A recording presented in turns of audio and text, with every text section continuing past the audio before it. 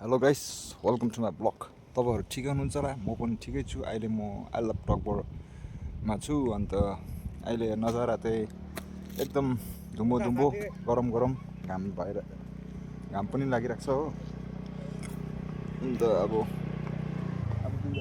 लाग्दिने हामी गाउँ चाहिँ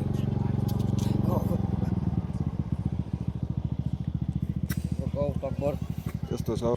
अन्त एउटा कुरो थियो कि जुन चाहिँ सहुलियतहरू पाउँछ नि भाइ, जुन चाहिँ सहुलियतहरू पाउँछ नि, जे कुरो भए पनि गाउँमा डेभलप आएको कुरोहरू हुन्छ नि, हौ त्यो चाहिँ लिइहाल्नुपर्छ। पछि चाहिँ औँली नठहराओस् न। तँलाई दिएको थियो त, होइन? तँलाई यो दिएको थियो त, तिमीहरूको गाउँलाई यो दिएको थियो त, तिमीहरूको घरलाई यो दिएको थियो त, तँलाई घर दिएको थियो त, तँलाई आँगन दिएको थियो त, तँलाई के भन्छ काम दिएको थियो त, हो तैँले अर्को मागिस्। अब फेरि त्यो खोज्दैछस्, त्यो कहाँ कहाँ हुन्छ त्यो भन्ने कुरा हुन्छ क्या पछि। त्यो कुरो चाहिँ एकदम लिनुपर्ने, होइन डेभलप भन्ने कुरो लिइहाल्नुपर्छ। त्यो कुरो चाहिँ मेरोबाट चाहिँ मेरो पर्सनल कुरा होइन, मेरोबाट चाहिँ आउने सहुलियतहरू चाहिँ लिइहाल्नुपर्छ कि त्यसलाई उयो गर्नु हुँदैन, इग्नोर गर्नु हुँदैन।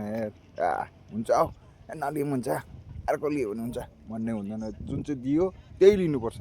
पछि औँली नठडाओस् न। तैँले त तिमीहरूलाई त यो दिएको, तिमीहरूले अर्को मागिस्, तिमीहरूलाई अन्त अहिले त फेरि त्यो माग्दैछस् भन्ने कुरो चाहिँ नगरोस् न। औँली नठहराओस् न अरूले के। त्यही कुरा छ मेरो चाहिँ। ल गाइस, म बजार गएको। ल हेरिदिनुहोस्, लाइक गर्नुहोस्, फलो गर्नुहोस्, सेयर गर्नुहोस्।